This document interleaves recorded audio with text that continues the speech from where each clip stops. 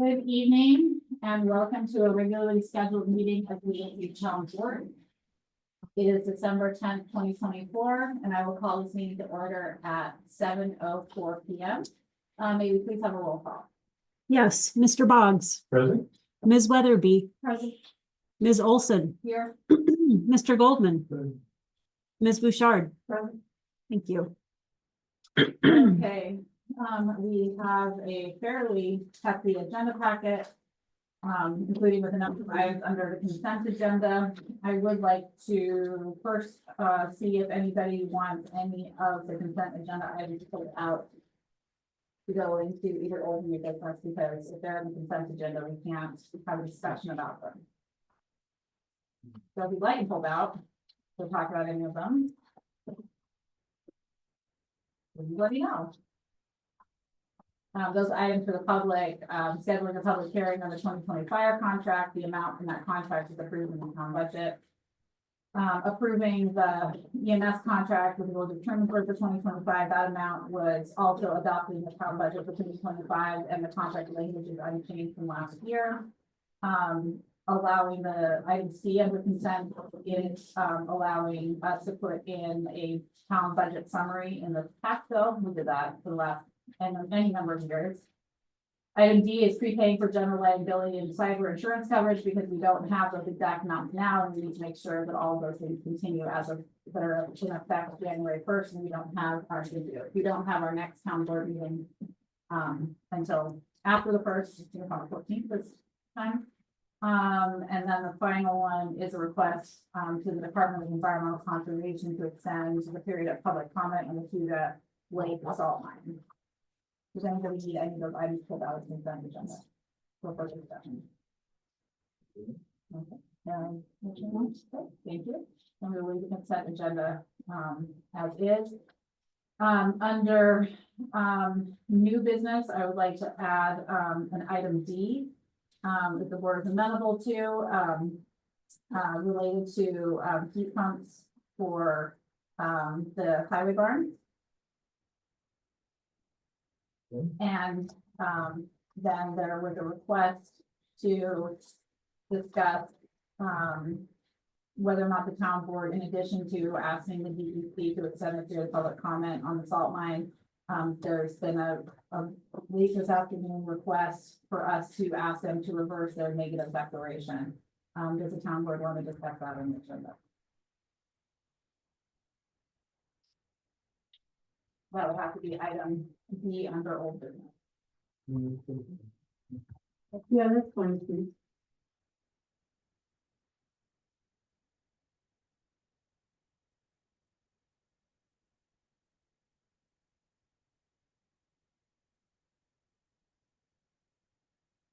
They're all pretty much the otherwise.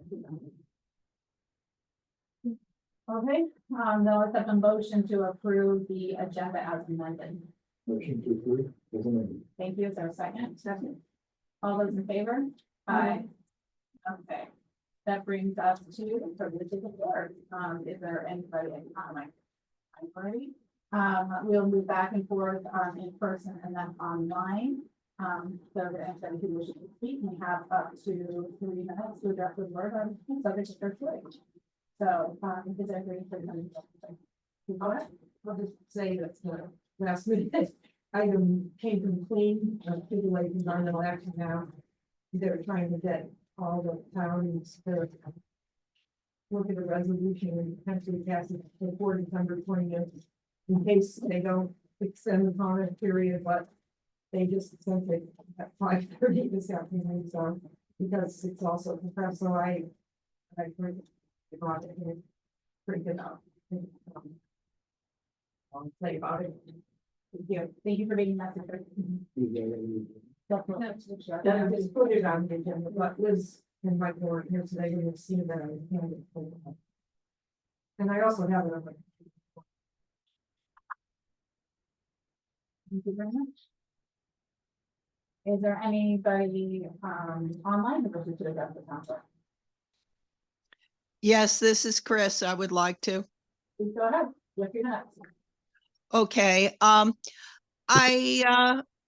am just, again, I had mentioned this at the, comprehensive plan committee meeting as well. I'd like to, draw people's attention to the, some of the, drainage tile that's going in along Du Bois Road and along Perry City Road and farmland. I think that's indicative of something that I've also really noticed, that over the years, the, amount of water that is coming down the hillside, through the soil as opposed to through streams and intermittent streams has increased markedly. I think it's a result of climate change. But I do feel that it would be in the town's best interest, both for the comprehensive plan itself, but also, for the purpose of properly sizing new culverts and taking care of roadways, to have a professional hydrology study done. I know there had been a proposal in the budget to provide environmental review for when there were development proposals. I think it would be a much better use of money to move forward with a generalized hydrology study that sets a baseline that would be protective if there ever were a need to say that it was not appropriate to go forward with a particular development. Thank you. Thank you very much for your time. There is nobody else in person who hasn't had a chance to address the town board. Is there anybody else online who wishes to address the town board? Students?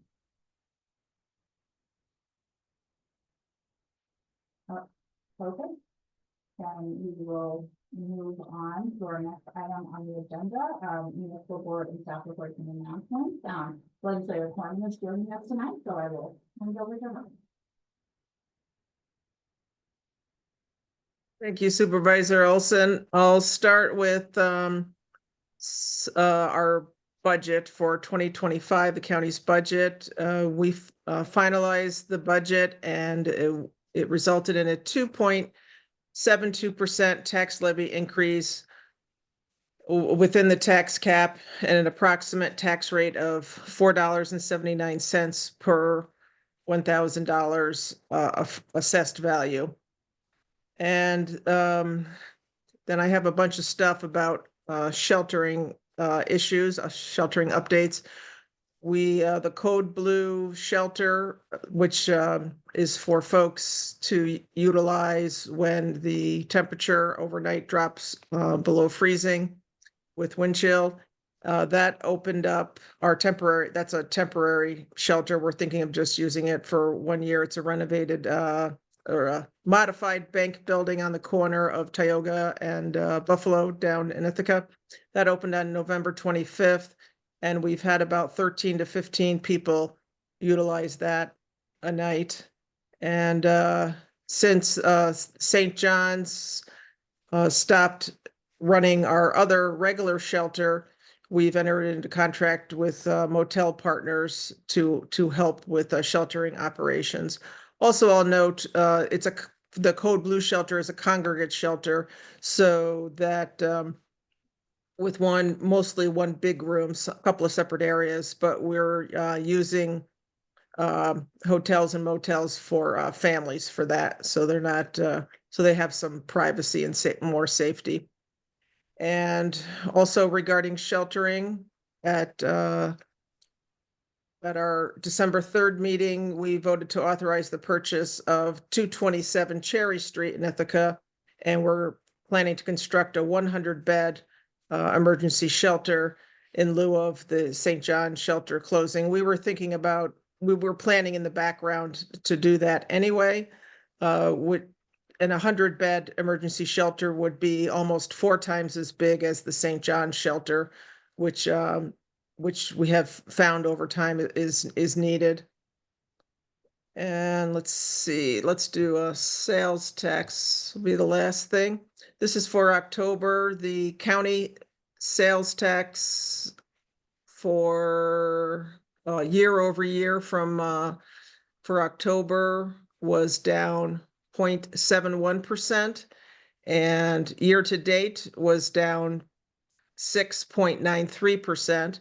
For municipalities overall in the county, it was down the 2.25% for October year over year, and then year to date was down 2.08%. So sorry to share that bad news, and those are the major updates I have.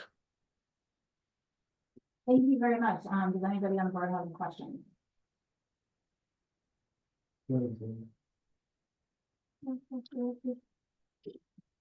Or is your schedule winding down with the county, or you continue to be meeting heavy in this month, last month of the year?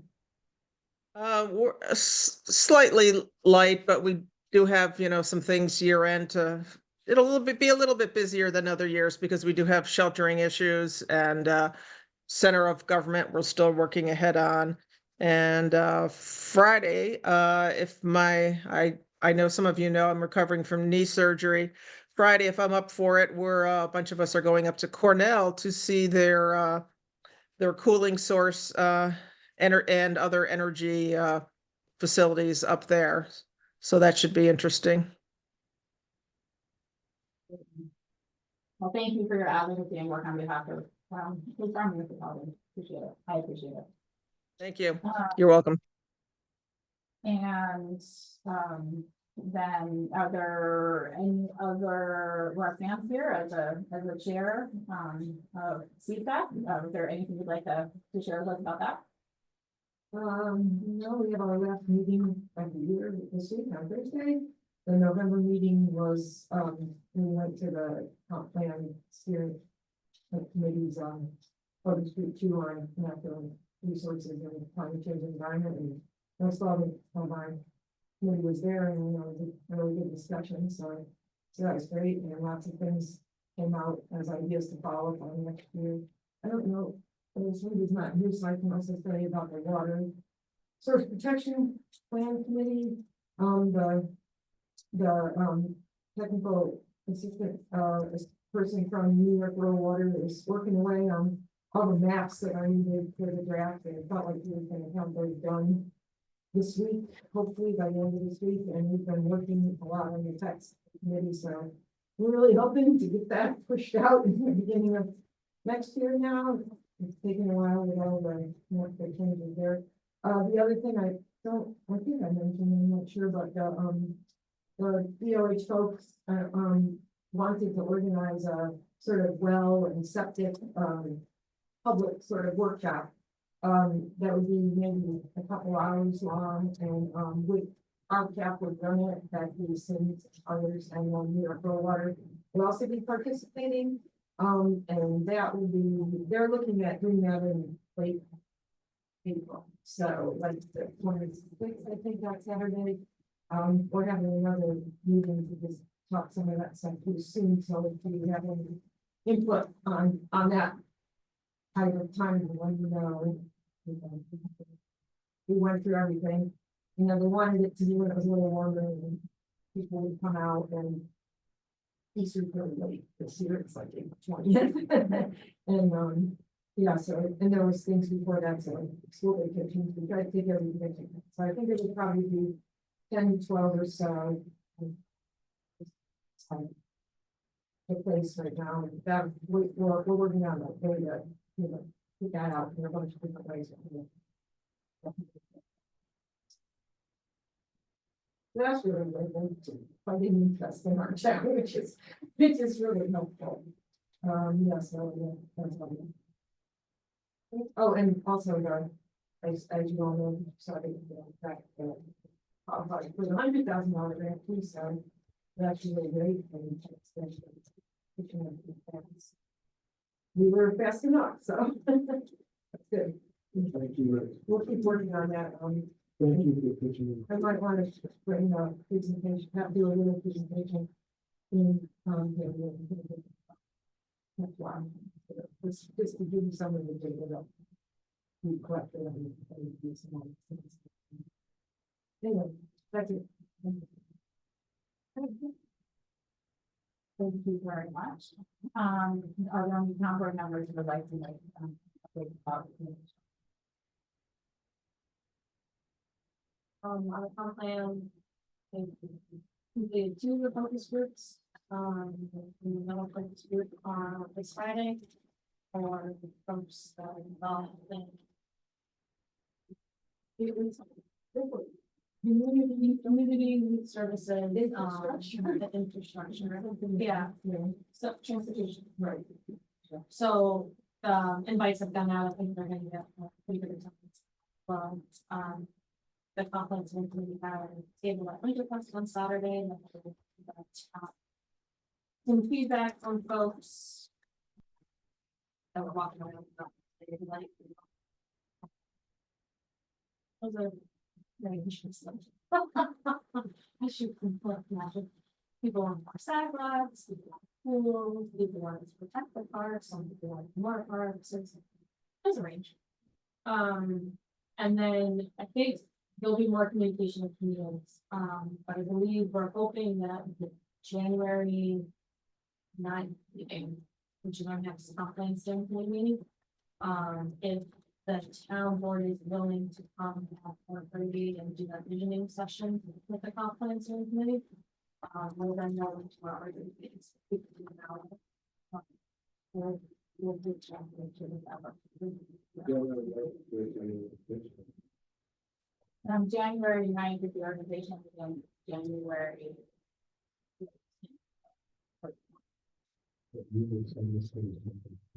Yeah, Before. No. So what we're looking for is for you guys to come for conference. I think the organization. So if that's too much, we can take that back. If that's. Having you to work, it's too much. Understand that. So I'll follow up with an email. But we would like to get that done in January. We can continue working.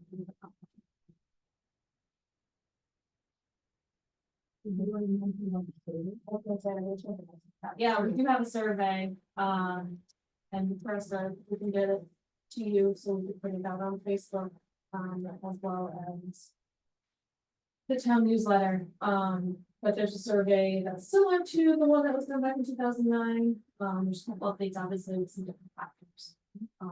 Events that would be addressed. But we're hoping to get folks feedback on that. The survey's gonna be open from now all the way through January with some talks and maybe extending it a little further to make sure we get as many respondents as we possibly can. It'll be available like electronically with QR code and the website. That's what it's- Probably here in a couple other deposit then places where we'll have boxes to collect them. People don't have to try to stay up to it. Sounds good. Thank you. New commission also met, and, we have a new job posting out, for the recreation specialist, is that what I titled? Recreation activities.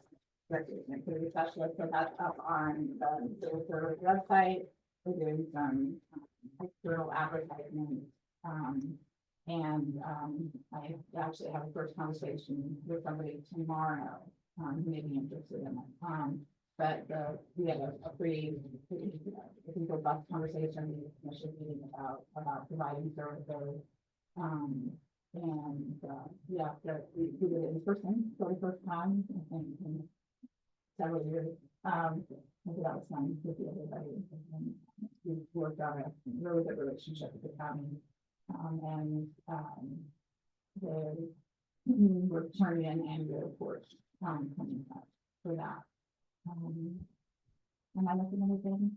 We had a lot of conversations, but I don't know if anything. In person? We did, yeah. A lot of activities going on, field trip, civics program, I didn't present to, a couple different elements, you answer questions. The land part is actually not being part of the. So it was my part to see, they had lots of sessions, you know, so we did get photos, look at the kids. However you feel about that, that's not a bad thing that you could talk about in the classroom, make it really a little bit closer to home. Any other updates for board members of document, staff reports and talk about what you're doing, you know? I have something. Sure. Since it's the last meeting of the year, I just wanted to thank the town board for all of their many hours of work and time over the year. Thank you. Yeah. And there's chocolate banana bread in it. The best, thank you all. Thank you. Okay, then I think we can move on to the consent agenda. There are 5 resolutions from the quickly against setting public hearing for the 2025 fire contract. That would be set for the beginning of our meeting on January 14th, 7 p.m. Approval of the English agreement, authorization to approve the 2025 budget summary and the 2025 tax bill, authorization to secure general liability and cyber insurance for 2025, and a request to the Department of Environmental Conservation to extend period of public comment on land reclamation permit for Chico Lake. And have a motion to approve those resolutions as presented under the consent agenda. Go second? Second. Can't really comment on them, so I'm not gonna open a comment period, we just have to pull them out. So all those in favor? Aye. Any opposed? Consent agenda passes. Thank you. Next up is to discuss publicly the review of bids and contract authorization for the parking lot project. That's this packet that we've had at the table. The bids were also publicly posted last week, I think probably within like an hour or so of the public opening, or the public opening process, that Teresa and Teresa oversaw. I was very deeply grateful that we got as many bids as we did, seeing as how other municipalities have not been as fortunate in the bidding process. So I'd like to extend a thank you to Teresa and Teresa, who really helped promote the bid and worked to really make sure that we got in front of a lot of people. So thank you for doing that. We did receive 4 bids. The lowest of the bids for a base bid is $1,880. $188,720.10. The bid alternate, as the board probably remembers, was for a portion of the property that's not actually ours, it's a portion of the parking lot. So it would not be something that we would not be something that we'd be directly paying for. So we would not be awarding that component tonight. But that is something that the private property owner would choose to participate in directly in contact with. Well, this was their estimate. When MRB did the original quote, it was for between 185,000 and 310,000, depending on how much money you have to. So MRB's quote was definitely the original estimate, which is what we were estimating before. Barton with Judas provided the 126 estimate, like in September. So we never actually factored that 126 in our estimates. So it's kind of, they did fall within the range of what we were expecting, at least when we started undertaking this process many months ago. So we do have a recommendation from our engineering firm to take the lowest bid. We do have a best value local law. If someone had, any concerns about taking the lowest bid. But at this juncture, I mean, I'm in favor of taking the lowest bid, but I'm certainly open to discussion if others feel differently. There, yeah. Department of State,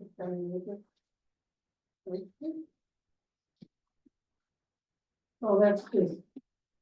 About good. Like their contractor, yeah. Insurance policy is like, we would say, except for compliant. My understanding is they're well known, so it's a very established. group.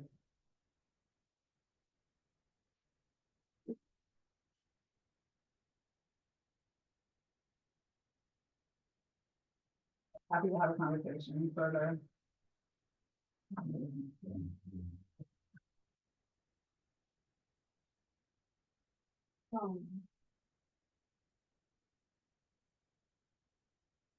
You know, we've provided what the units were in quantities, just because they got such a very.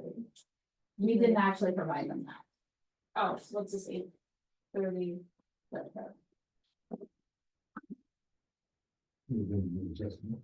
our, So we did not actually provide to the bidders what we thought the price. we just, Yes, yeah, okay. is that what you were asking? I'm sorry. No, but like in the quantities, is this what they're bidding on? So for the full depth asphalt reconstruction.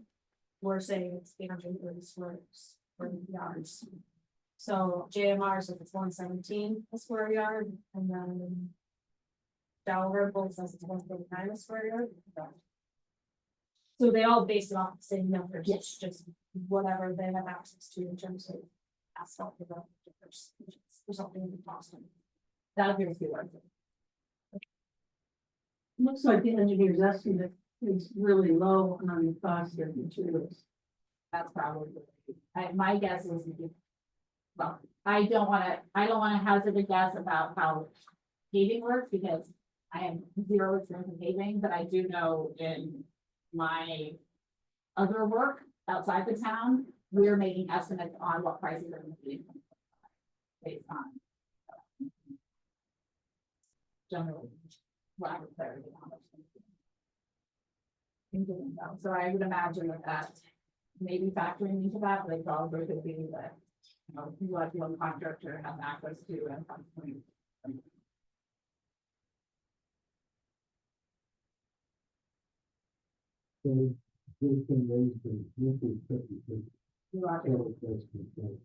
Yep.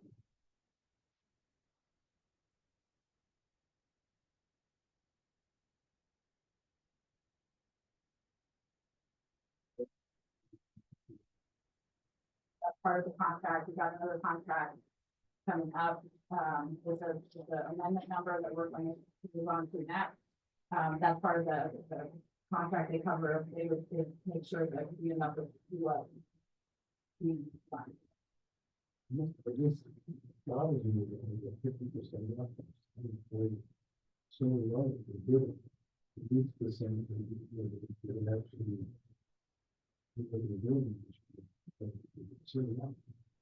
Well, I mean, I think they're not the ones who ever did it, so, I mean, they were just an estimate that because and they only gave an enlargement because I personally asked, like, how much do you think this is? Because we were trying to like clarify the numbers, and when we had the initial scoping process, Barton would do the price tag was 185 to 310. I don't know if it has any substantive value. I think it's they included because I requested it personally before we got it. So I didn't ask for it. Because, you know, if they didn't come back at 126, that would have changed our ARPA, and so we needed to plan ahead, so we were doing that in advance of bids coming in, and Chris is gonna testify that I was a little high strung that day. Mhm. We were, because we had no bids until about 11 o'clock. Yeah. I think it was Or even 1 later. o'clock. Mhm. My student was like, oh, this is totally normal. I'm like, okay, Mhm. doesn't feel normal. So.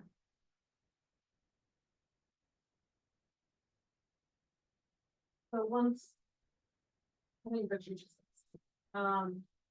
This, if we go with the base bid for GMR. They can't do any change orders to increase that. If prices change. That's my understanding. This is locked in, this is locked in, total price, no matter what happens in the next year. I mean, they can, maybe, there's a process for them to validate the contract. I mean, and if that happens, you know, because someone can choose to break a contract. Yeah, If that happens, the ARPA money is still protected. I already verified that with the attorney. So if they fail to fulfill the terms of their contract, we can then go assign it to somebody else. Well, we can go into that, we can go into it. Separately, what are the milestones? Okay, what I don't have it off the top of my head. When are the milestone payments off of it? for ARPA money. When you have to finish spending money? No, No. when do we have to pay the, Contract. Oh, is the it contract. monthly or is it by, they do a third, Percentage of. they do a third completing the project? Because if they do that and then they cancel the project, we're then stuck with paying the project. There's performance bonds when you hire a contractor, so if they get partway through the project, then when it turns out they can't do it. The insurance company would have to compensate us for whatever the cost are in the project, that's the thing. That's a performance bond. And do we have a performance bond? We do require that. We do require that. So then we're not out of money. No, I mean, the worst case scenario would be that for some reason, it's they can't, they're choose to breach contract. In which case, we could go seek another service provider and it might be more. But that would be the situation. that they have. There would be, we have to give them those bids. So, I mean, this feels like a big project for the town. This isn't a big project to Yeah, anybody else. no, So this work should take less than 2 weeks. So this isn't, so there's a much tighter timeline. and not short. So I'm not worried in the sense that I can imagine a bridge project that takes months, right? And failures are there. This one to me is fairly finite. It's a fairly finite amount of concrete. It's actually a pretty small parking lot. That was really enough. I just wanted to make sure, where is the company? There you go. And Nate has reviewed it.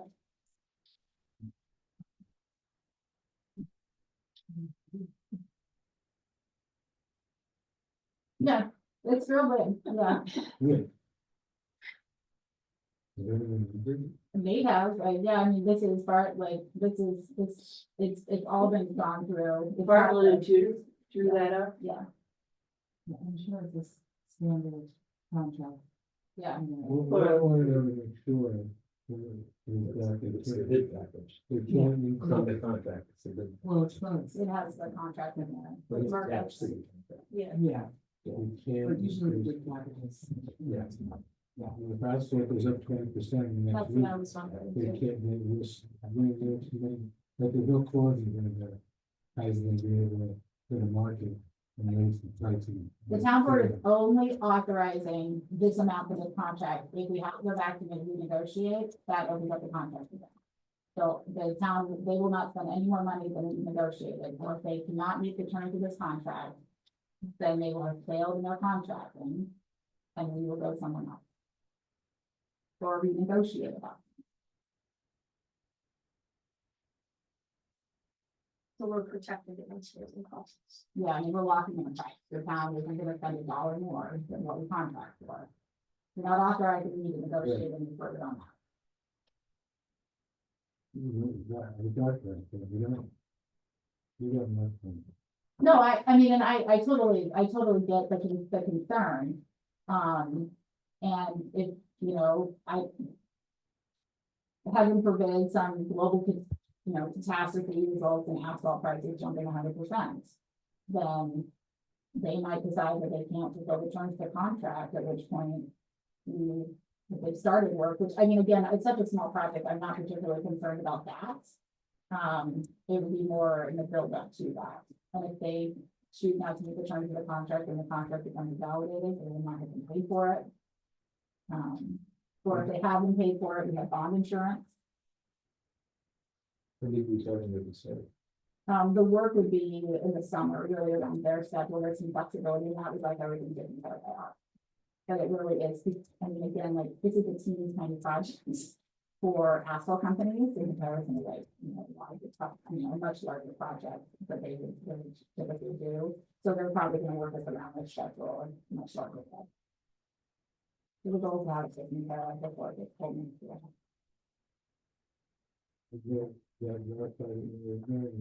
Yeah, the timeline agreement, yeah. That was part of the original bid package.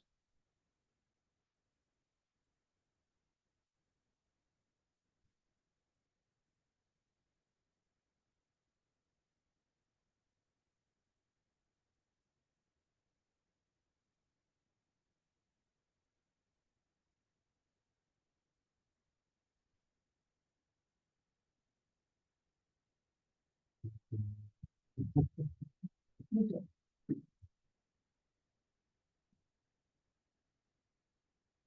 And I did verify with Nate, but there, should anything happen, or there's a lot, he wrote this in an email, but we have a lot of state factors. Any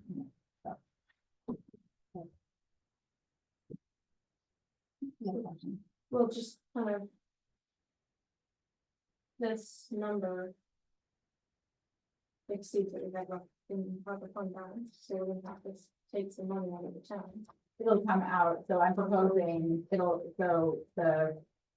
I did not fill out the blanks in the resolution. I can fill them out if you're ready to talk about this particular contractor, so I can give you the check. Is that okay? I'm assuming you don't want to go with a different contractor. I don't think we would, it's one thing to take about $10,000. $50,000-$60,000 that we're going to spend it on, and then we just don't move that out. So parking lot, right, so for the purposes of this, we would, use, a 9,000, I'm sorry, so, $1,179,202.38. The remainder coming out of the town's allotment, for its American Recovery Fund.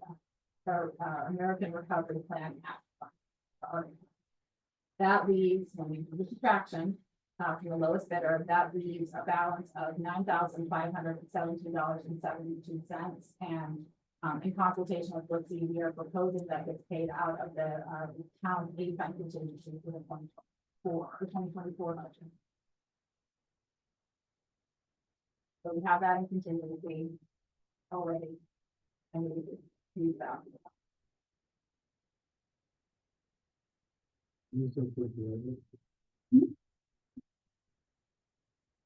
Was it run electrical? That's actually the one spot where they're well under the estimate from Parks and Massachusetts. Yep. They said 15,000 to be the only option inflation, but this is 40,000.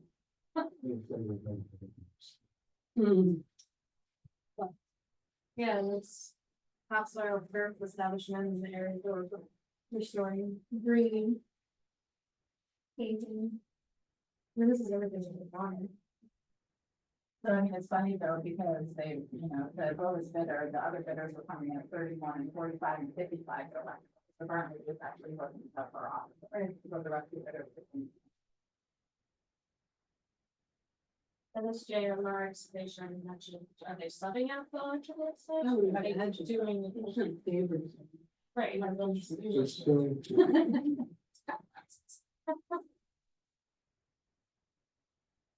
So if you're that electric, it's good for the guy. It's can. If you want to makes you always good. Yeah. I don't understand how you put that much savings, you contract them out. That contract. No. In a good way. Okay. Okay, but again, they're gonna be tied to this, so. Yeah. They I come agree. back with somebody and they're like, well, by the way, this is actually 30,000, not 15,000, it's on them, not us. No.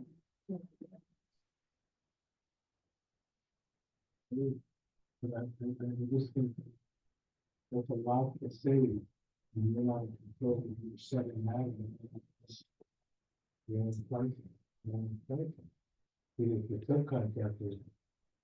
You know, I mean, quite honestly, I thought 40,000 was high. I mean, again, I'm not an expert, but the electricity line is not that sizable, it's running a line from the building to midway back to parking lot. I mean, Underground, yeah, you know, It's a- so I don't think it's that much in materials. Shouldn't be that much in labor, so, What we were all gonna be saying is the other bills double basically, triple. The on the electric ones, which is interesting. well, I don't have any insight into the other bidders, and I'm certainly not suggesting passing aspersions on anybody, but I think that frequently municipalities in general are often charged more than you might as a private entity. I don't know if that's factoring into this at all, basis on, I mean, that's how we do the process, we do a secret submission and then review. Our engineer has reviewed, the firm that did this, you know, I've heard directly from them that, they're very comfortable with this, because all of that, they're prepared for the town board to review as well. So, I mean, that's why we're spending a lot of money to hire people to oversee the project. I want to make sure that the, won't happen in the last year. Maybe the upset we had with the last year. What we do. And Oh, I'm on the contract. surprised. Yeah. The numbers. To see. But she wasn't apples to apples, but that could be. Right, but I think this is, I mean, at least this is, they have the quantities, that's why I was asking. I'm just, This is- you know. Just from a business standpoint, I don't think understand. That we could be so low. Now, if everything else, I mean. Are they using the same material? I mean, I just have. The point of Judy should, it's overseen, that's what I. I'm not like this. So, I mean, I would say that like Mary and I, we were on the, and Chrysalis too, when we did the, IT services, remember the range? Oh, yeah. On that, it was from $12 to, I think it wasn't $12, but it was really low, it was like $3,000 to $150,000 in the bids that we got. It was a huge range. And, I think with professional services, you're gonna see more vacillation because there's a lot of interpretation that they're making. And this really is, these are the amounts. This is, you know, this, the work is very, very highly specific, so. Again, I mean, I think these appear to fall within, even at the high end of 244,000. They're still within the range of what my office at least would relatively expect. Yeah. Based on what Barton and Judas provided, and I'm sorry, what MRV provided us to as an initial scope. So, And I'm sure they figure in some slop amount, and, maybe they'll pay their electrical installer more than this come out to themselves, but I'm sure they have lots of slop in there.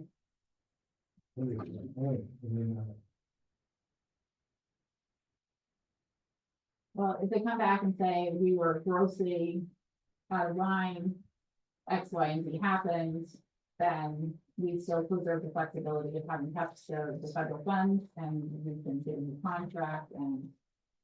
The hope always is that we can just move forward with this. I think we're making, if we go forward, I think we're making a reasonable decision based on evidence available and things that are submitted. So,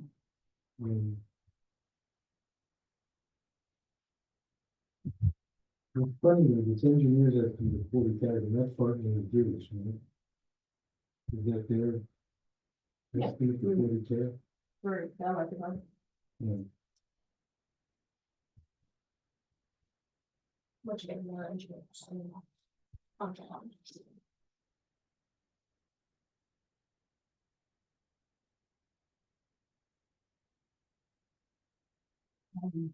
Anybody have any additional thoughts? Concerns?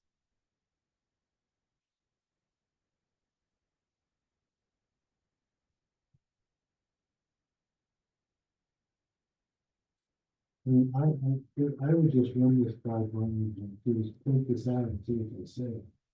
existing, you know, I guess we're using the number for the electrical, to nobody else in place or potential. That number, I just think it's dollars. I mean, I'm happy to get more information. I mean, Department of Use has vetted these, so, I mean, they went through, there's a page for each individual bid, so. But basically, the whole saving of the low bidder is through, is based on the electrical estimate. That's where the low bidder comes in, because the 16,000 for the next lowest bidder, and the 12,000 under. So it's all in that one line. Which again makes me want to nervous. I got you said we're covering everything. Well, I mean, if you'd like more time to consider, we can schedule a special meeting. We do need to. To allocate the final article. So Before the end of the. we need to be in contract with whomever we're doing this with before the end of the year. So if you want to come back for a special meeting. I don't really want to do that. I just. If I'm the only one who's questioning it, then. I mean, I think it's odd, the difference, but at the same time. It sounds like we're covered, so if they made a mistake, that's on them. That would be my biggest thing, would be whether or not there's something in the contract that checks us and coming back and doing the change order for $20,000, which it sounds like. There are multiple different. We're protected, we won't be out of that money, and if we end up. Breaking up the contract, we don't lose our ARPA money, which is also. Yeah, I was very clear with Nate that we needed to make sure that if they didn't meet certain threshold. That the contract is invalid and we have from their standpoint, they invalidated on it, not us invalidating. Then you can put it. Because they just told me how they were doing it. The detail on the electrical, that's the actually get on and make sure it's. So, I mean, they had to fill out the bid packet that we provided. These are the numbers they gave to the component that we provided, so the art, for full They understanding. have the drawings that have the electrical layout. Where they want. The poles of this, for instance, are exactly why they're seeing to go on the practice. Engineering, let's show most of it.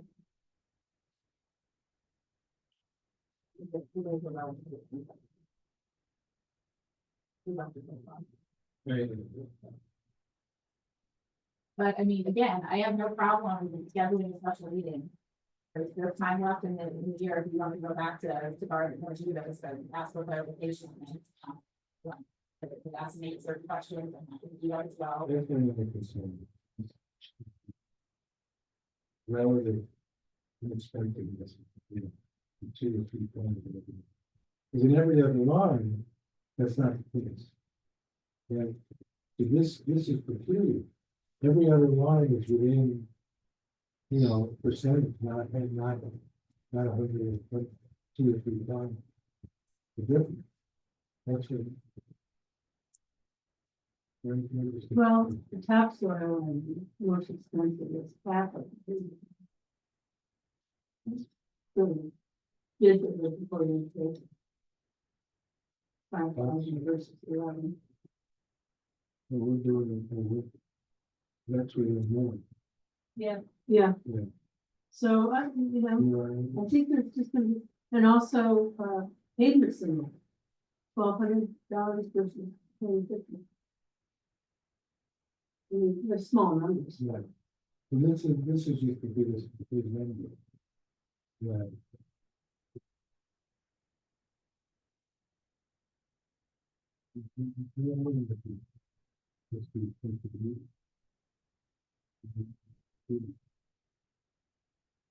No, I would be happy to have a conversation regarding my document. Of course. And then I don't want anybody to get mad at me that I have tried to document all this in the back and all that is not what we do. The authorize the resolution.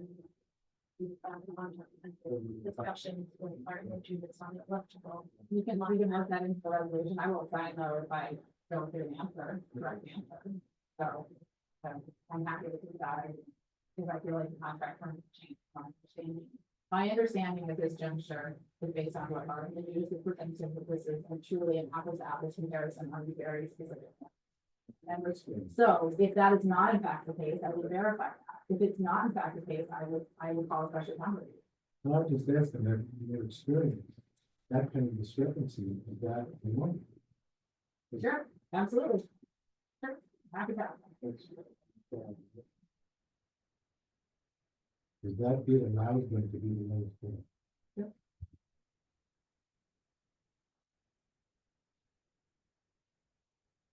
Because if we don't end up going with them, we would, so the pending part, I wouldn't say to do that, I would just accept it and then I won't sign without getting some answers. And I would share them with the board first, because it shouldn't take more than tomorrow. And if anybody raises any concerns, then we'll have to come back for a special meeting, and it would be effective. Probably it's wording. That sounds good. So, Yes. because right now we are accepting it as an apples to apples, and if it turns out tomorrow that information is not there. And what I'll do, Reggie, I'm just gonna copy, if you're okay, I'll just copy you in on it. So, you can see the communications, and then, you know, I could resist signing until we call it. That's fine. Okay. So, there's a resolution in the packet, it's on page 3. Also in the blanks, wait till we get down to resolve that the Ulysses Town Board selects JMR Excavation, the lowest bidder, to reconstruct the parking lot at Town Hall, and be it further resolved that the Ulysses Town Board authorizes the town supervisor to enter into contract with JMR not to exceed $188,720.10. And be it further resolved that the town will allocate $179,202.38 out of the town's allotment of its American Recovery Plan Act funds, and be it further resolved that the balance of $9,517.72 will be paid for out of the town's refund contingency. I will move that. Is there a second? Second. Any further discussion? Is that all to you? No, it's not out to me at all, Yeah. actually. I think that when people are bidding, they might throw a little extra at something that they're not sure about. Or they might be able to lean somewhere else, and I think it depends on the contractor and where they're spent from. Yeah. But, you know, sometimes bids vary wildly because because of there are other factors that don't have anything to do with what they've been given, they've all been given the exact same thing. The main thing is to make sure that the bidder is responsible and capable of doing the project. And it sounds like that's been vetted. Yeah. Okay. Next section. On the last one, the balance of finish. How did it? The balance of $9,517.72. Yep.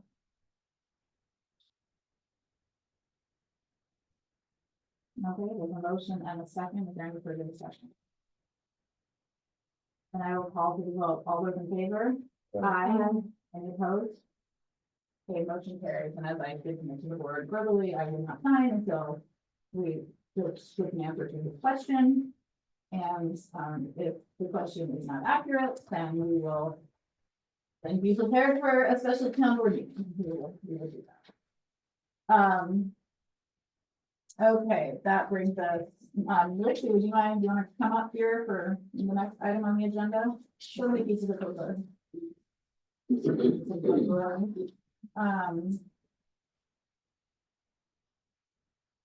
Oh, it'll be not the next, but the next after that. The next one is the authorization. This is an amendment to our contract with Barton and Judas. I think you'll recall when we put the professional services part out to bid for design.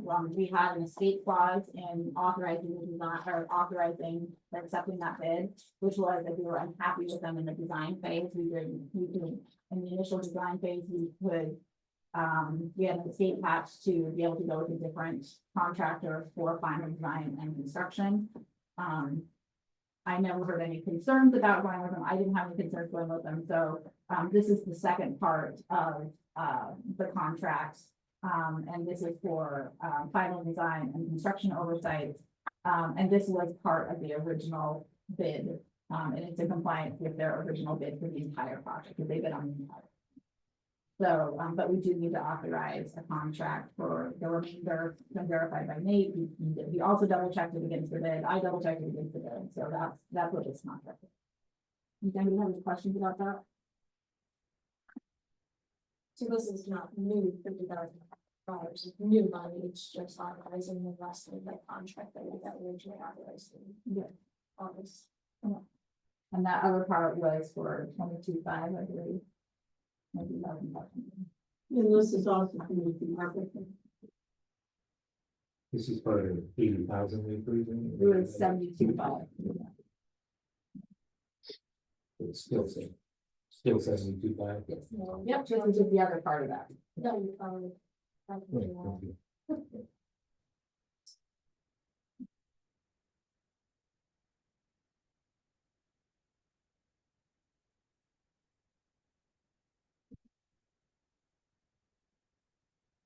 Okay, so there's a resolution in the packet, it's actually above the one we just did, on page 3.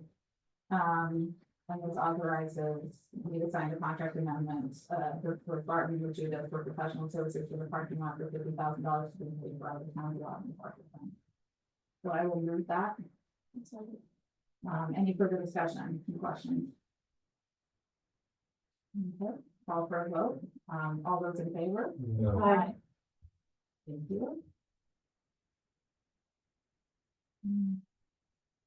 Okay, and then that brings us to our next item of old business, which is the finalization of American Recovery Act funds regarding the parking lot project and the modernization.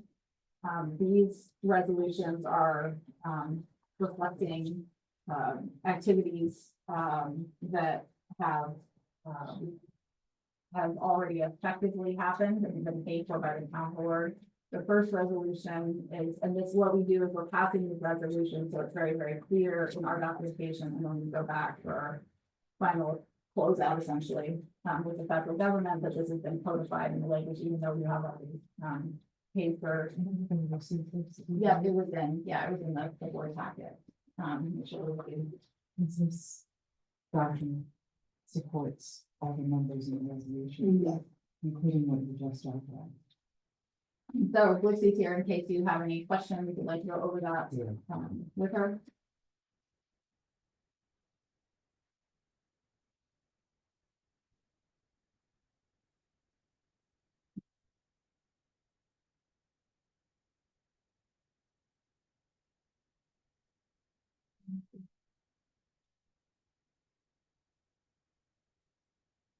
Anything you want to have a look at?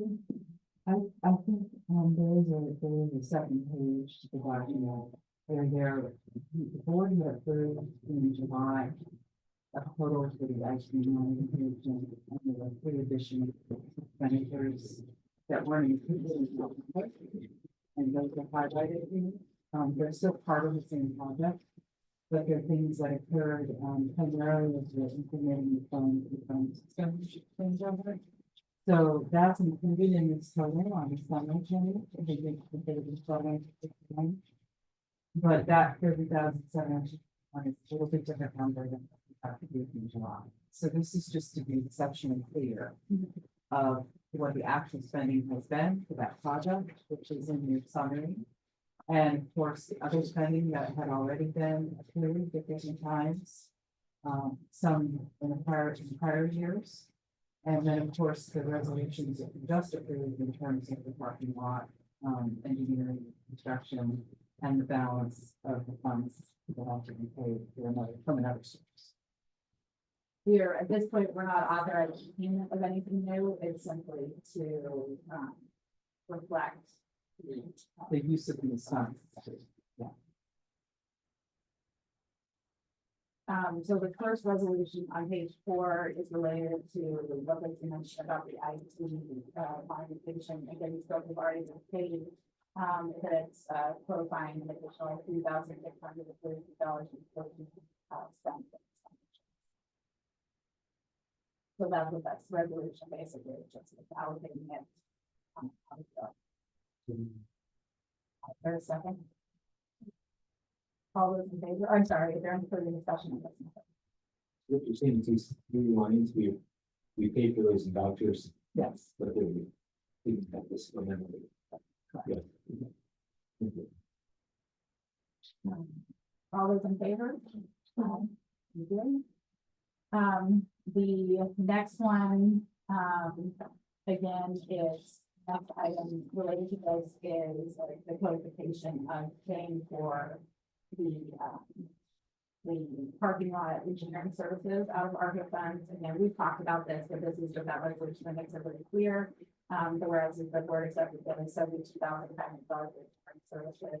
So the now therefore be resolved is that $72,500 already authorized it. The contract is out. Okay, so second? Second. All those in favor? Aye. And then I need just a quick sec because I didn't fill this in anticipation of not being sure you, I spoke that you thought you were gonna take the load, but I just need to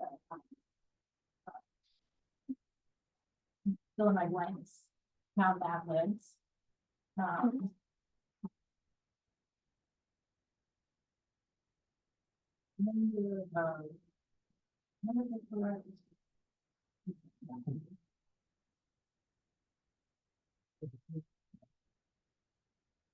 That was the one that I not. Oh, I'm sorry. That's the one.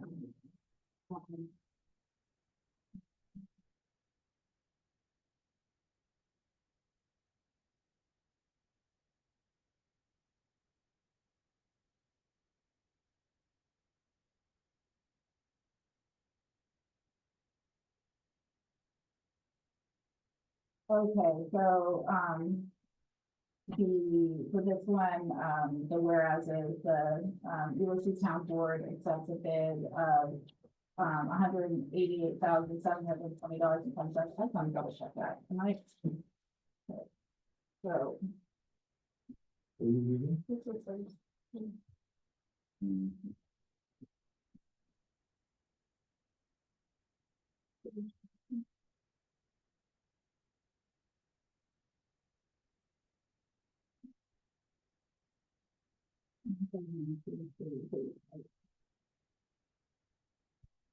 $179,202.38 in, unallocated ARPA funds, because we accepted that bid. From JPM Excavating, therefore resolved that the Ulysses Town Board authorizes authorizes $179,202.38 of ARPA funds to be used for that.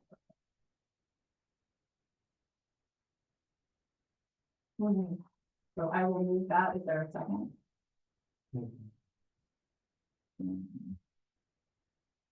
Any further discussion? All those in favor? Aye. Thank you. So, for the resolution that I was filling with links and these numbers. Okay, great, thank you. I think that was all of it in that document, right? So, okay. I'm deeply grateful to the supervisor or the. Well, I mean, you're not over till it's over. No, but I am doing a handoff. Okay, so, then, the final item, of old business was a request of the DEC to reverse a negative declaration on the salt mine review process. I have not, Roxanne provided this from Clean. I haven't read this. Nate hasn't read it, so just to be real transparent. Here we have a copy of it.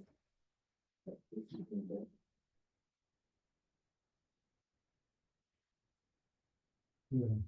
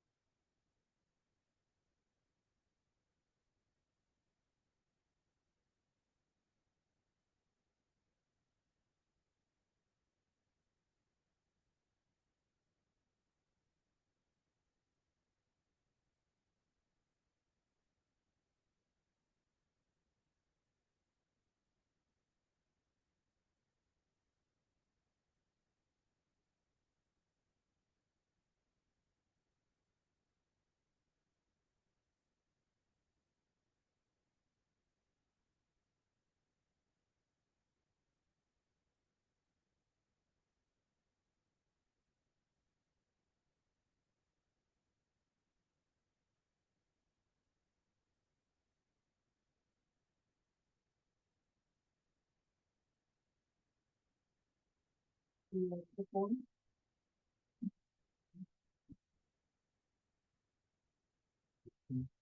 DEC, as lead agency, they will have the form to review my. Documentation, just on phone.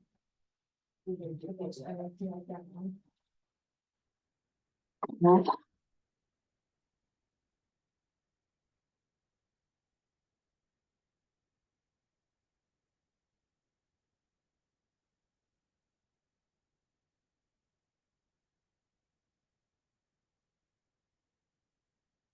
Yeah, I don't have an issue with this. I'm just curious how we,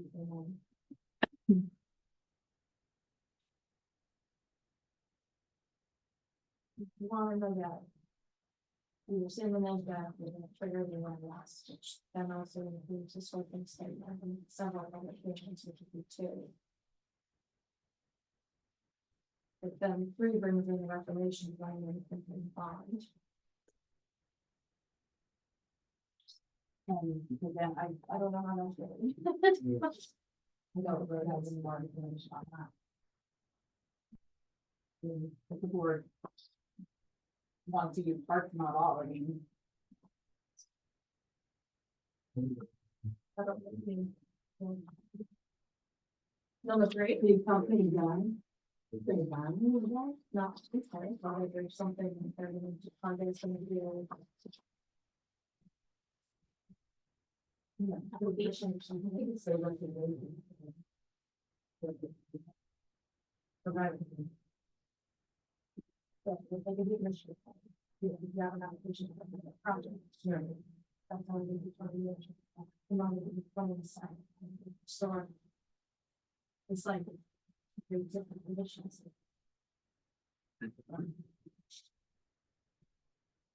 People who would.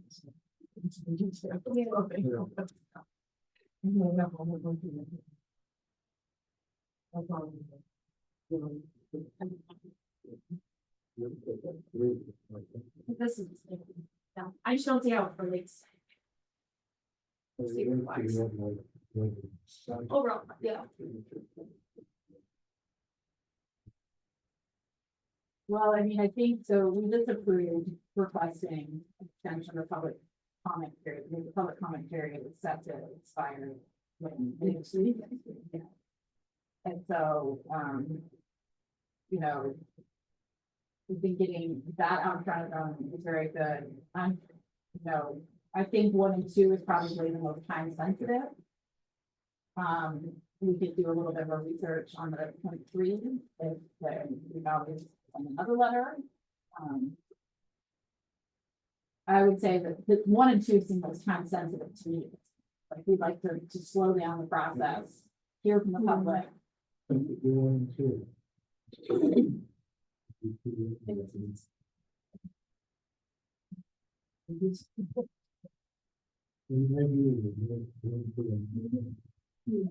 That's, I mean, that's what's decision's been made already. Yeah.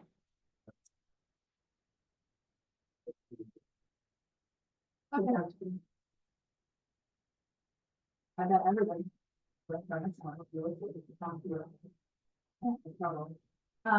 Okay, so we'll strip 3 in there, and Roxanne, you said that you have an electronic version, which is nice, or, I think you already have for it. Yeah, no, I didn't, but yeah. Thank you. So then.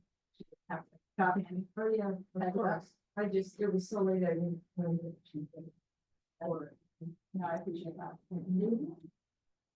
Okay, well, I make a motion to approve, the resolution, excluding, item number 3. Any further discussion? All those in favor? Aye. Any opposed? Thank you. Okay, definitely bring that publicly and moving on to new business, some draft policy update. I did make a copy of this if you wanted to start with that. Sure. So today, we're not making any actual, changes to policy tonight. This was just for conversational purposes. And these were the materials that were circulated. Do you need to have anything? Yeah.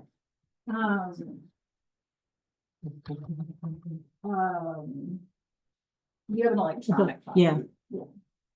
And you can have my favorite. The first one is this would be embedded in the advisory committee policy. It would be, I'm sorry, it's related to advisory committees. It would be embedded in the personnel committee, it could serve as a standalone document. For a few years now, there's been conversation, about basically having essentially a welcome package. I know welcome packages have been done before, but, basically to onboard, new members in our community, who are participating in advisory committees. And kind of the guidance on their purview and purpose in terms of just the processes and how they fit into. And so this is a draft that reflects it. I don't think there's anything in here that actually changes how we are, largely conducting business in town already, so there's not an effort to do any fee change or anything like that. But part of it is to make sure that we're doing our fulfillment of records retention, which is not always happening consistently, necessarily with our advisory committees, just broadly. And I don't think it's never because of, I've never seen it due to malicious reasons. It's simply of trying to make sure that we're fulfilling, state requirements on that. So, we put it out very clearly what the committees do and their responsibilities. So. Anybody want to discuss that in detail now? Again, we're coming back to the town board, at the, organizational meeting. So this is really just for discussion purposes and to make you aware of them, because I know when we send out those policies, probably over the holiday season, you're not necessarily diving deep into everything. So I wanted to highlight. This is gonna be the fun part. I think guys are so excited to see changes to the personnel policy. Sorry, I'm just trying to lighten things up a little bit. I only have 3. Because, so hopefully you guys could share For tonight. or tonight.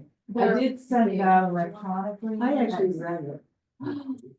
Well, I looked for the red. I didn't read the whole policy. No. You've already done that. I don't have that kind of. It's a red line version so that you could see where the changes are. Yeah, and there was a lot of cleanup. I I'll call it house- cleanup. Yes. The big part was took out the retirement for. Yes, and I'm gonna walk through quickly. I'm just gonna walk through and point out anything in red, is where I made changes. So I'm sorry, I kind of jumped ahead. I didn't know if folks are ready to do I did not really change the table of contents yet, even though there's some red showing there. I just wanted to dive into page 1. And I'm gonna go fairly quickly for things that are really just grammatical, minor language changes. So in page 1, again, adding in some clarity where there wasn't in terms of where people might go for information. They didn't have a town supervisor's office here listed, so, little things like that. Anywhere where there's grammar, I corrected those, so all the way through, I'd say to page 4. Where I have changed the fact that we now have 1 justice and not 2.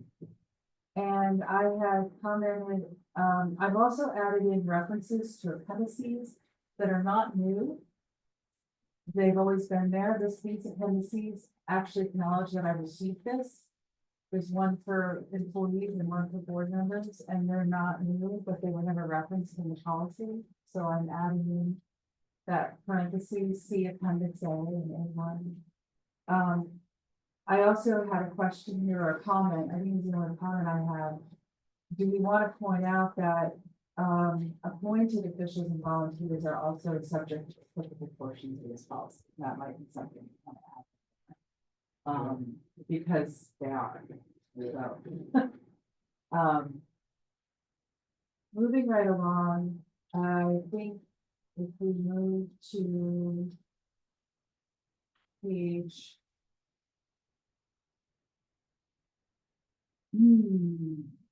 15. This is where the code of ethics starts. And I just wanted to say that I basically made this gender neutral. So you're gonna see a lot of red. But in fact, it really doesn't change the substance of your policy at all. It's really just to get rid of the he, she, himself, herself, and just try to make it all gender neutral. And refer correctly to appendices and the names of appendices as their prior policy. On page 19, I actually made a technical correction. As far as now we're moving into separation from employment and a person's final paycheck, and the fact that if they have, it's possible they could also be paid mandatory time if they're not employed. I think that's a technical correction. I'm trying to go. You're doing good. Alright. So far, everything I see pretty much.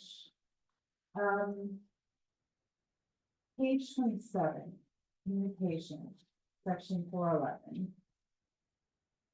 There was a lot of old language in here that referred to, well, some is just corrections in grammar or spelling. But there's also old language in here about what social media is when this was written. And there is also a social media policy that the town adopted in July 24. So I added reference to that. And so I basically did a lot of language cleanup. Where is that stand? Yeah, I know, probably fix that. Or not refer to it at all. Yeah. I've been Yeah. not Yeah. with now, Yeah. Blue Sky, is that the new one? But anyway, there's a new version or whatever, But that was my attempt and to specifically refer to the social media policy that you did adopt on recently, which will be an appendix to this document. And again, just cleaning up language and grammar. That's it. So again, not a substance change in the policy itself. Let's see, I also, for example, on page 31, which is under 415 purchasing and credit cards, I've actually said, I actually decided to say, let's put the procurement policy in here as an appendix. So we're referring to it, make it easy for people to find it. So those are little changes that I've made. Okay, soon we're gonna get to things that, okay, so on page 36, which section 506 bereavement leave. These are actually changes that we made as part of our contract negotiations with the union as well, where we're just, we're adding spouse or domestic partner, parent or foster parent, child or foster child, in terms of what would be the definition of immediate relatives.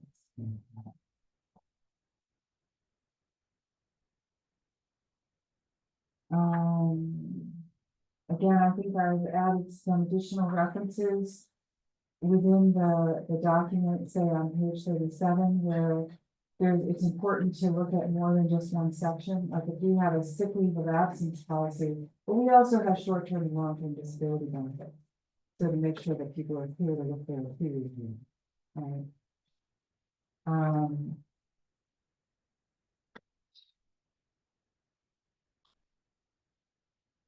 A lot of this is, again, just grammatical. Page 43, I'm seeing here.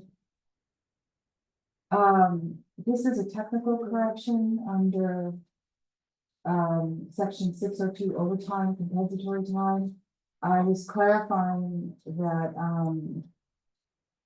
for people who are salaried, in other words, exempt employees, compensatory time does not carry over from one year to the next. That wasn't clear here, and that's just true right now, so. That have not been listed that way. On page 45, I've added the fact that people do not have to get their paper pay stubs anymore if they don't want to. If they're. On page 47, this is, a substance change, which is under 700, employee benefits, 701, holidays. We did negotiate a full day on Christmas Eve as a holiday in the contract negotiation, so that's now reflected here as well. It was a half day.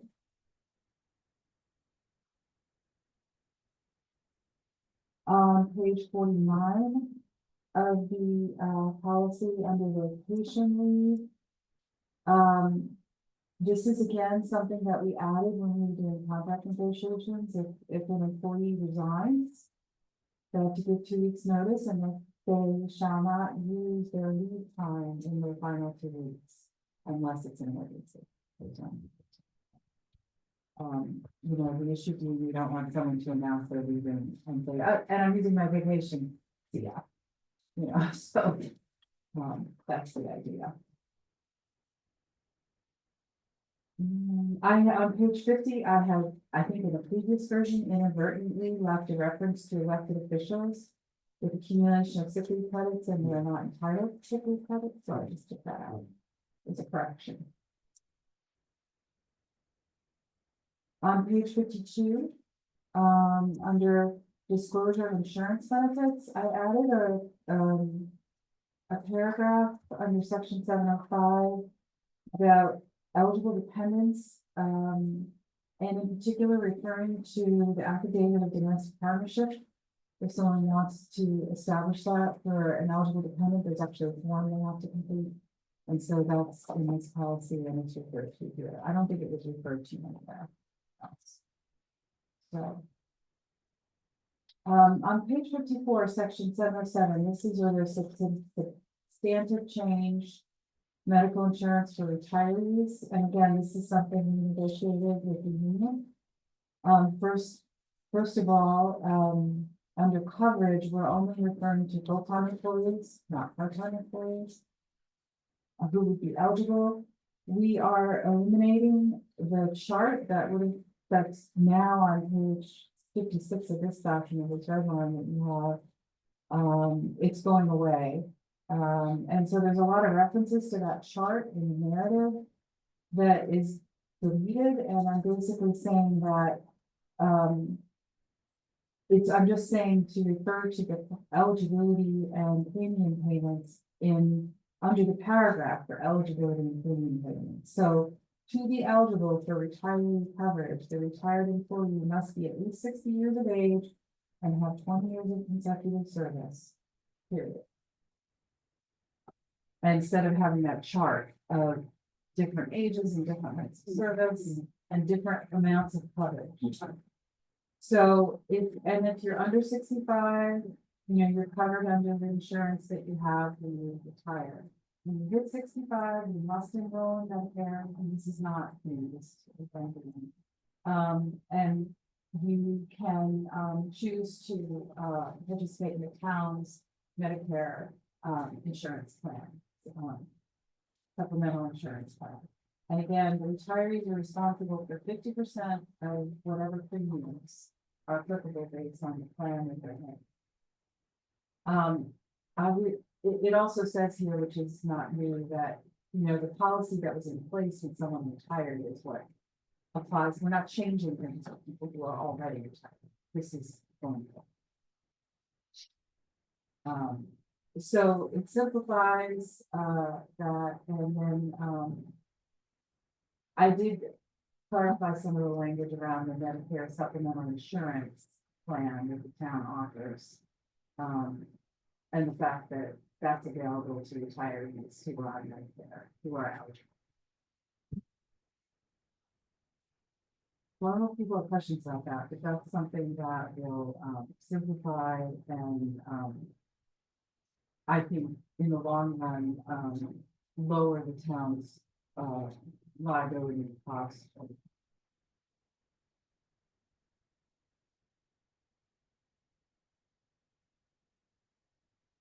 I think there's a number of areas in here where I would change town clerk to bookkeeper since I'm doing the benefit administration. So that's more of a housekeeping. On page 59, under short-term disability benefits. There was a lot of reference to a form, first reported injury form related to workers' comp. But, all our insurance policies, the forms tend to vary. And, and really they basically need to work with me if they're applying for insurance to get the right forms. It's really about providing, a medical statement and notifying us that there's a need for coverage. And reporting an illness or injury is critical. And then we also have a, incident reporting form, which I've worked with you later on, that when something happens that we're asking them. So I try to get away from static forms that change. It's better that they just come to me and then I can give them the proper form. And a lot of it now is actually done right online. So, right. There's our internal form that I like people to complete because it gives me all the information. And then there's certain disclosures you're required to give employees depending on what the circumstances, and I can make sure they get that information. But it's too hard to incorporate all of those very specific forms into this.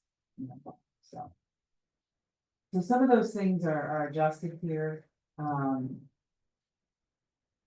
Let's see, on page 62, there was some old language about paid family leave where this, this was written when it was first being implemented and required by the state, although it's not actually mandatory for governments to do this, but USC chose to do it. There were some charts about the implementation period and what was covered, and that's just not applicable anymore. So there's a reference here instead to where to find the information online, and that's probably the best way to do it. So, or to ask me. So. On page 65, this is where I have incorporated under section 711 workers' compensation benefits, the reporting of an injury. And the fact that we have a specific form we want people to do, and then I will work with the individual to assist.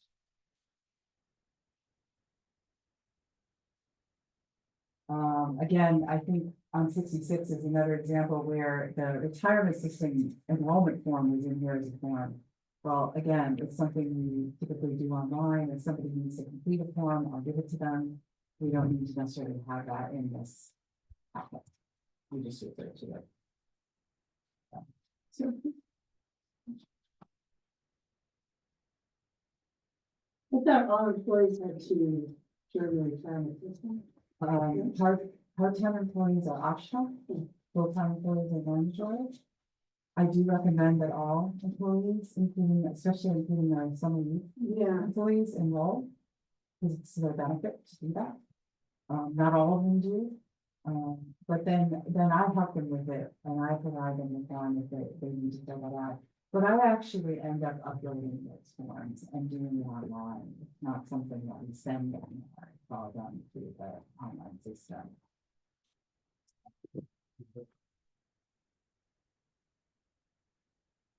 Let's see.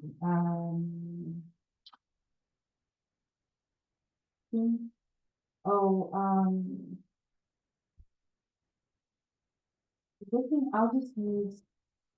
There's the section on it's starting on page 71 for the section 903, which is actually their policy on non-discrimination, harassment, sexual harassment in the workplace. there was a lot of, references here to sections that didn't exist anymore, you know, just old language, and maybe it's a standalone policy before it was incorporated in here. And, I just changed it to try to make it a little more generic and referring to the policy itself in this document as opposed to something else. And I also updated, the fact that the reporting, the people who are officially, the contact folks for reporting a complaint are me and Carissa. So it was, previously Michelle and Rich, so. So that's been updated in here. The substance of the policy itself has not changed, just, also the gender neutral language has been implemented here as well. So do employees get a copy of the good thing? Well, We put it on the website. yeah, We yes, they They can. can. When I didn't sit with a new employee, I actually physically have it with me usually. I show it to them, I point out things that are probably most important. They also have to sign off on all the acknowledgement forms. But usually I refer them to the website. I say, if you want a hard copy, I can give you one. Nobody wants a hard copy. Of course not. Mhm. I mean, But I do kind of walk through it just to make sure they understand the important things that are in there that apply to them. And then I show them how to find it on the website. And then new employees, depending on their date of hire, you know, if it's right around the time we're doing our annual training, they can just slide into that. If it's not, I actually have them do whatever we're offering as the sort of online version of that training. It may be watching the video and answering some questions or whatever that might be. And then, to make sure that they meet our training requirements, within a reasonable amount of time of hire. So that's what I do with them. It's a lot to absorb, so, I usually send them away with the acknowledgement forms and say, take some time, read this over, and then when you're comfortable, then you can bring me the forms back. So.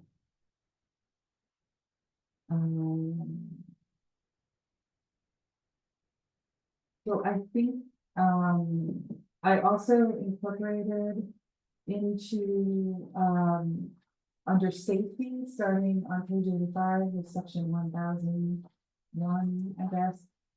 But on page 86, again, I updated some of the language and referred to our incident reporting form. And the fact that we are reviewing those incidents and I am keeping a log and, you know, that's the procedure we're following. So, with the health and safety committee.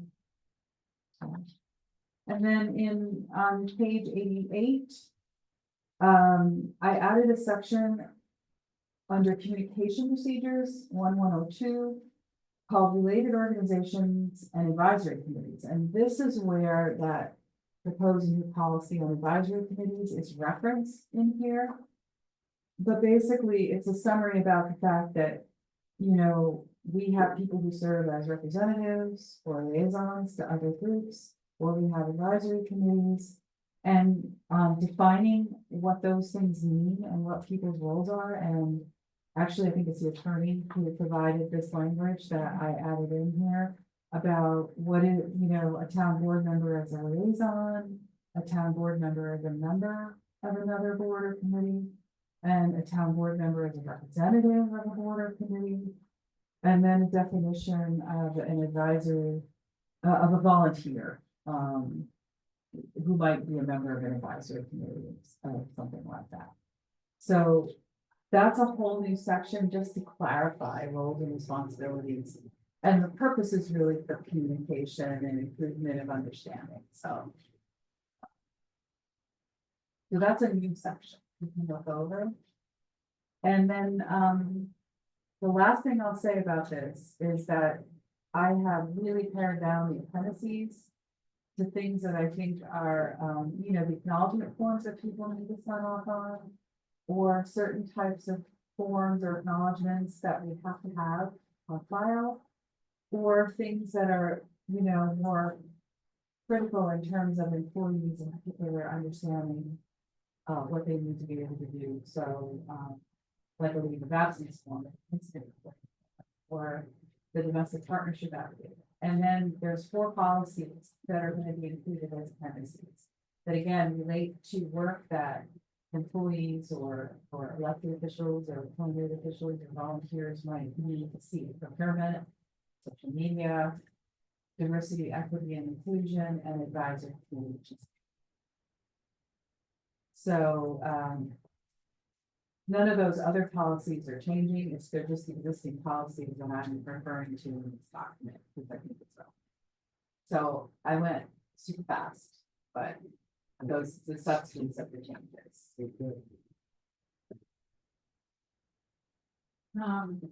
Any other questions for Lizzie while she's here? We're not taking any action on any of this. I'll be part of the organizational packet, but we have the time. And I'm happy to answer questions if people have any. I don't know if I should say that out loud, no. But if someone had a question, wanted to email me and ask me, you know, Yeah. that's fine in the meantime. Thank you. And I know that we have one other meeting, so. So I'd like to, keep moving, Lizzie, would you mind doing just a summary of the short-term financing capital project that you're proposing? Yes, so as you know, we have a large capital project that's going to be starting this spring, summer. Which is the Curry Road culvert structure. Actually, be fair. And the cost of the project is such that we are going to need some short-term financing. Even though it's being covered in its entirety by grant funding, or almost entirety by grant funding. So, in order to do that, I'm recommending that we use municipal solutions to do the short-term financing for us. It does involve, you know, basically going out for bids for financing for financial institutions. It involves having to do bond resolutions, even though. What's that? Probably under $1 million, which is good, because if it's over $1 million, you usually have to do an offering statement. It's more expensive and complicated, but probably around 800,000. Until the bids come in, until you're ready, until you actually go out to bid and you get the numbers, I'm not 100% sure, and you have to look at the construction schedule. As you know, we approved $100,000 of short-term interfund loan to tide us over until then. But once we start into the construction phase, I think we're gonna need at least $800,000 of access to financing in order to make sure we can pay all the payment applications while we're waiting for grant funding reimbursement. And the timing of that with the Department of Transportation can vary, so I don't want to be in a position where we can't pay the bills, basically.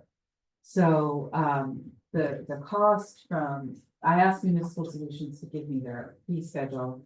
For the price, the range we're looking at is probably gonna be about $2,600 for their fee, but you also have bond counsel. Probably, I'm guessing, about $5,000, it's about, I think that's about what it costs for even a simple bond resolution, and that process, the bond counsel. So even though you're not issuing a bond, in order to do a bond anticipation note, which is what this would be, you have to go through the process as if you were going to issue a bond. So, but Municipal Solutions, I have found to be great to work with, because they basically do everything for you and walk you through the process, and they take care of the bond counsel too. So, and then of course you'll have whatever the interest cost is for the funding that you have outstanding. My anticipation would be is that it's all repaid by the end of this. So it's really maybe a 6-month period that you're looking at most, that you would have outstanding bond anticipation rights. No, I looked at that and that would be a real stretch. It'd be really risky in my opinion. For the size. When do we want to make decisions on this? Probably not until the spring. So this is a very early Time. morning. Well, This this is is super. I don't know if I- I know that this isn't something that you've typically done, this kind of financing, and so I just wanted to give you a heads up. And she was already coming Yeah, tonight it's anyway. Friday. So we just added it all together. And we have worked with Municipal Solutions in the past for this. Did they do the? I believe so. Okay. So it's just a quick overview, so you're not surprised in early 2025 when you have to start working on it. Okay. Thank you so much, Lindsay. And then, a message, the next item is a message of appreciation, for appointed town board and advisory committee members. So this is, you guys say thank you, and then, I do have written notes to the DVA and to the board members. And we send out expressions of appreciation also, just wanted to clarify, this is the resolution. So there are motions to approve. All those in favor? Can you not discuss anymore? I would just say thank you. The thousands of dollars done, and then, whenever you need to step out, please do so. The next item up, is new item, D, heat pumps, for the highway barn. Scott went and collected, some quotes, he got 3 quotes together, for, the heat pump installation, at, the town barn. This was, we received, we have already received $5,000 a couple of years ago, from the sort of funding, and then an additional $10,000 allocation, which has been approved for. And it just required some insurance to complete the transaction. But that is available, for Energy Smart project. This qualifies for it. So Scott got some quotes. He got 3 quotes. He is recommending that we go with the lowest of the 3 quotes. Schweitzer, he's reviewed, and this is his recommendation for. What we go with, I don't have a resolution in the packet, but I drafted one. Chris has a copy of this, for purposes of discussion, I'll just read it out quickly. And then we've got, whereas the town has been allocated 2 grants from NYSERDA totaling $15,000 for Climate Smart projects, and whereas the highway superintendent has acquired 3 bids, or 3 quotes, not bids, 3 quotes for a heat pump project for the highway barn in accordance with the town's procurement policy. Now therefore be it resolved that the Liberty Town Board approves the town supervisor contract with Schweitzer Services and Installation, the heat pump system for $10,450 using the lowest of the 2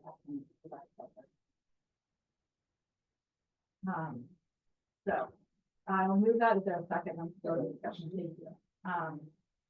Discussion.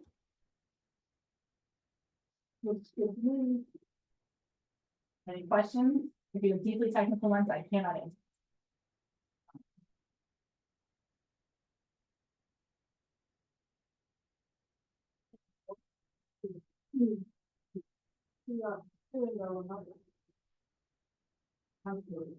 Because yeah, there's an outdoor component and then 2 indoor models. Supposed to be out and stuff.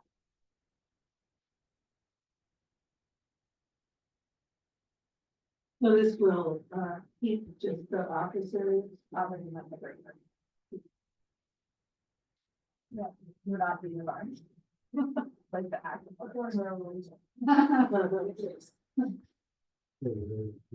Okay, there's a motion and a second. Any further questions or comments?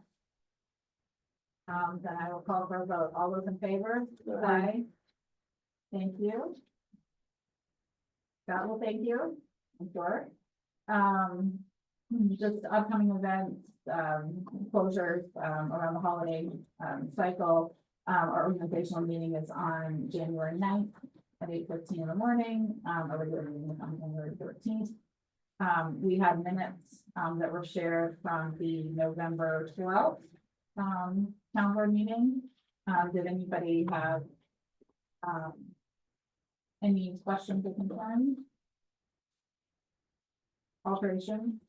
Okay, accept the motion to approve that as presented. Is there a second? So, All those in favor? Aye. Thank you. Have a good night. The next up is board notification. I did have a board notification, in compliance with our procurement policy. I did authorize the expenditure of $5,075 for, a variety of, computer upgrades. And we do have staff here who can talk about why there's being handled. And part it's because, back in circa 2020, I believe, we opted to go in the direction because of the computers needed to be that, there were a lot of computer issues that needed to be handled then. There were huge supply chain problems related to the pandemic.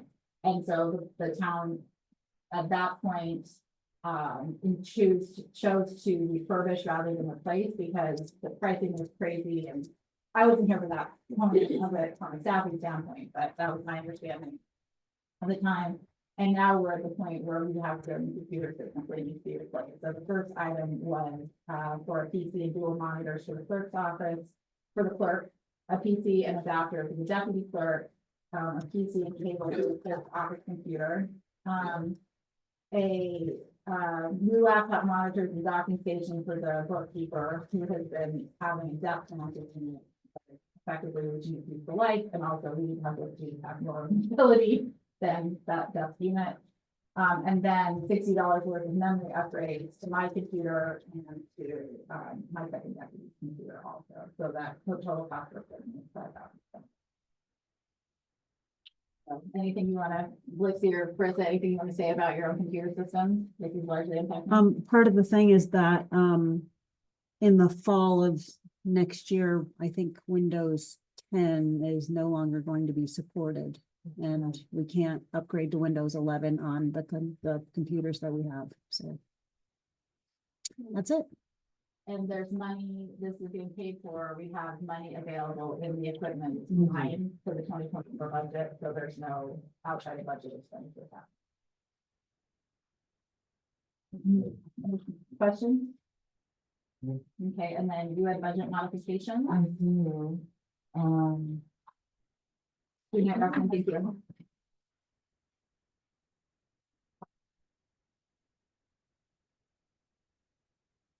You want one to consider. Thank you. I realize this is a lot, of lines on the paper, but I went through what you approved tonight in this, well, what you will be approving tonight in this December abstract. And what we've spent so far, which is reflected in my November financials, and kind of looked at where we're gonna be and where we need to move some funds around. So the first one for A fund budget modifications is a bunch of different accounts where there's small amounts that are over. These are basically sort of routine costs, is how I'm describing them.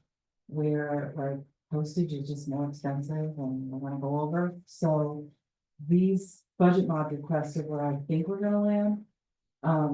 January, February, I might find, once I close the books, that I need to do more, but I was trying to anticipate including the December abstract that we're gonna land. So that's the first budget modification, it's sort of a variety of smaller amounts.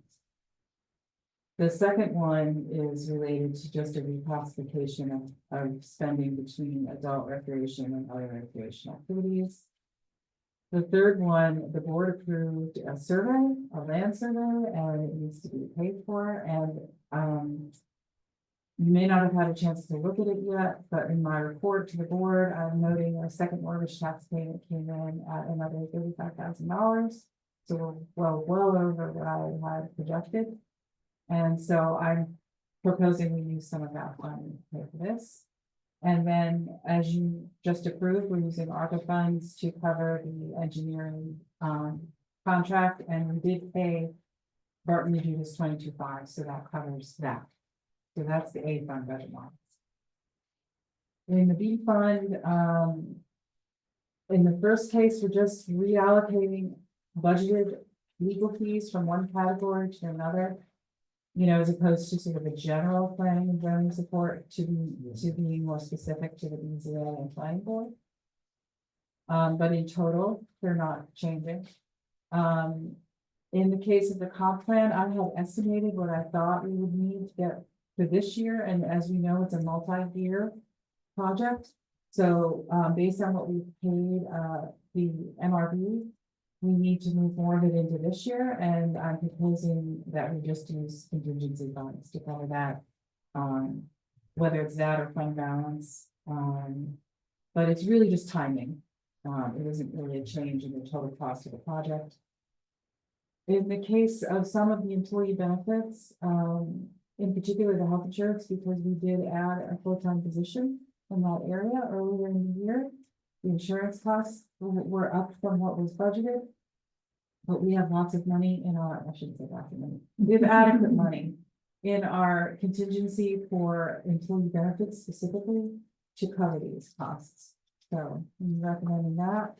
In the DA and DB, just some really little changes to cover some adjustments in disability insurance, and really just moving from one category of benefit to another.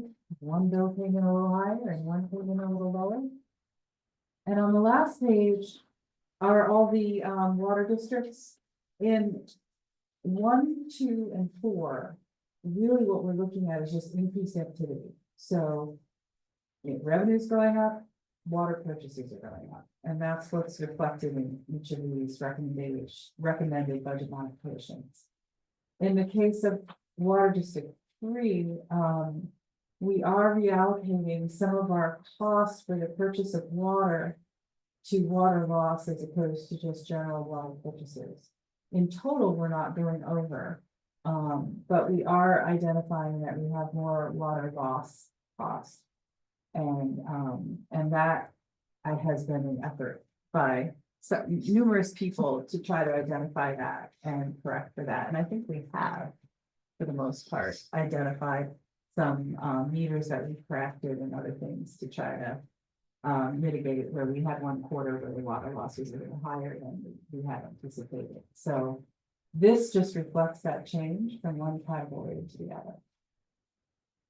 And then there are some minor changes where we basically changed the account numbers we were using to account for certain Golden Point contractual services, and I'm just moving them over to be where the expenses are. So I know I went really fast, so ask away if you have questions. Move the budget modifications as presented. I mean, is there a second or is that a great question? Right, are there any questions? Was this related to the highlighted stuff? Yes, yeah, so I should probably scan them before I highlight them, but when I review the financials and I see budget lines that are over, I highlight them. And you got my highlighted version, which actually isn't bad, because then you can see the count that I'm looking. Yeah. And this is actually a little more than that, because I also incorporated these vouchers as well. So. Okay. All those in favor? Aye. Thank you, and then finally, that brings us to, budget. I'm sorry, payment of audit claims. First has sent out, a resolution on that. I will move it in second, move it a second, then we'll take discussion questions, we can go into that. Resolved that the town board approved payment of audited claims number 564 658 in the A through SW fund totaling $148,342.60. Any comments or questions? Okay, I'll call for a vote. All those in favor? Aye. And that brings us back full circle to privilege of the floor. There is no one in person. There is nobody online. The last regular town board meeting this year, so I will. To adjourn.